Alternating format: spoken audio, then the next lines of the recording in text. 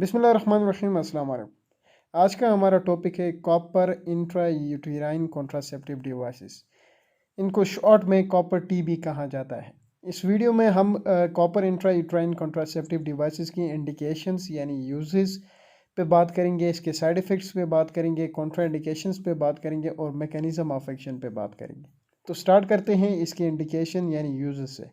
तो जो सबसे पहला यूज़ है वो है कॉन्ट्रासेप्शन।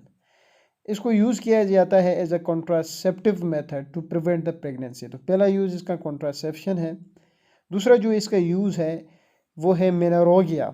इसको मेनोरोगिया में भी यूज़ किया जाता है। तीसरा इसका यूज़ है एशरमैन सिंड्रोम, उसमें भी इसको यूज़ किया जाता है। थर्ड इसका यूज़ ये है कि जब सिस्टेमिक कॉन्ट्रासेप्टिव डिवाइसेस कॉन्ट्राइंडिकेटेड हो किसी फीमेल में, तो तब हम इसको यूज़ करते हैं। सिस्टेमिक कॉन्ट्रासेप्टिव डिवाइसेस मींस के जो एस्ट्रोजन है अगर वो कॉन्ट्राइंडिकेटेड है तो तब हम कॉपर आईओडी भी यूज़ करते हैं उस केस में। तो ये सारे इसकी इंडिकेशंस हैं। अब हम बात करते हैं इसके मैकेनिज़्म ऑफ एक्शन पे कि ये काम कैसे करते हैं। तो सबसे पहले काम इनका ये है कि क्योंकि ये देखिए इनके कॉपर आईओडीज मैंने बात की ना, तो इसकी जो विंग्स है और इसकी जो बॉडी है उसमें कॉपर लगा हुआ होता है। तो जब कॉपर आयोडीज को इंसर्ट किया जाता है तो ये कॉपर आयन को रिलीज़ करते हैं और ये जो कॉपर आयन होते हैं they will decrease the sperm mortality. ये स्पर्म मोटेलिटी को रिड्यूस कर देते हैं और जब स्पर्म की मोटेलिटी रिड्यूस हो जाती है, डिक्रीज हो जाती है, तो वो जो स्पर्म होता है to reach the fallopian tube is difficult. मतलब जब स्पर्म की मोटेलिटी कम होगी तो स्पर्म जो है वो फ्लोपियन ट्यूब तक नहीं आ पाएगा और जब फ्लोपियन ट्यूब तक वो नहीं पहुंच पाएगा तो इस तरह से ये फर्टिलाइजेशन से प्रिवेंट करेगा। तो मेन इनका पहला मैकेनिज्म ये है कि कॉपर आयन रिलीज़ करते हैं और कॉपर आयन जो होते हैं रिड्यूसेस द स्पर्म मोटेलिटी। तो पहला इनका जो मैकेनिज्म है वो ये है। दूसरा इनका मैकेनिज्म ये है कि ये फॉरेन बॉडी रिएक्शन, जब आप इंसर्ट करते हो तो ये फॉरेन बॉडी रिएक्शंस को इंड्यूस कर देते हैं इंडोमीट्रियम के अंदर। और जब फॉरेन बॉडी रिएक्शन इंड्यूस हो जाता है यानी प्रोड्यूस हो जाता है एंडोमेट्रियम के अंदर, तो वहाँ पे फिर मैक्रोफेजीज को रिलीज़ कर देते हैं और प्रिवेंट करता है इम्प्लांटेशन को।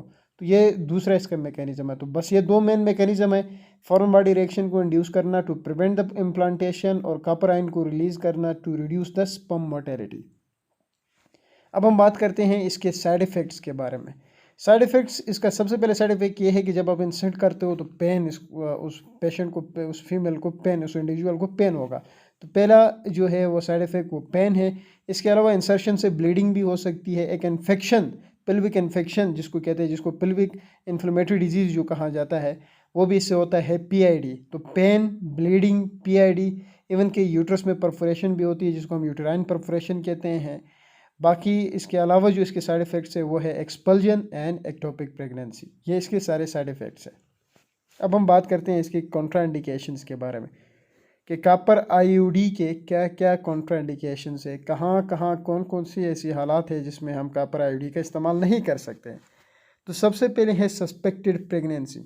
अगर प्रेग्नेंट है एक वुमेन या सस्पेक्टेड या नॉन प्रेगनेंसी है या सस्पेक्टेड प्रेगनेंसी है तो उसमें आप इसका इस्तेमाल नहीं कर सकते।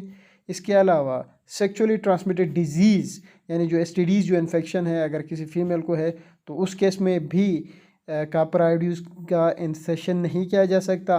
पिल्विक इन्फ्लेमेटरी डिजीज़, क्योंकि इसके एक साइड इफ़ेक्ट भी है, तो पीआईडी में भी इसकी इंसर्शन नहीं की जा सकती है। एबनॉर्मल विजाइनल ब्लीडिंग है तो उसमें भी इसका इस्तेमाल नहीं किया जा सकता है। जो जेनिटल ट्रैक है वहाँ पे कोई कार्सिनोमा है यानी कोई कैंसर डेवलप हुआ है तो उस केस में भी इसका इस्तेमाल नहीं किया जा सकता। इसी तरह अगर एक वुमेन एनीमिक है, मींस के उसको एनीमिया हुआ है, तो क्योंकि आप फिर इसकी इंसेशन नहीं कर सकोगे क्योंकि वहाँ पे फिर ब्लीडिंग बहुत ज़्यादा होगी, तो that may leads to shock. तो ये सारे इसके कॉन्ट्राइंडिकेशंस थे। अब बात करते हैं हम कॉपर कंटेनिंग कॉन्ट्रासेप्टिव डिवाइसेस के टाइप्स के बारे में। इसके टाइप्स को डिवाइड किया जाता है 3 जनरेशन्स में, first generation, second generation and third generation. First generation में जो टाइप्स आती है कॉपर इंट्रायूटेराइन कॉन्ट्रासेप्टिव डिवाइसेस की, वो है कॉपर 7 नंबर 1 पे।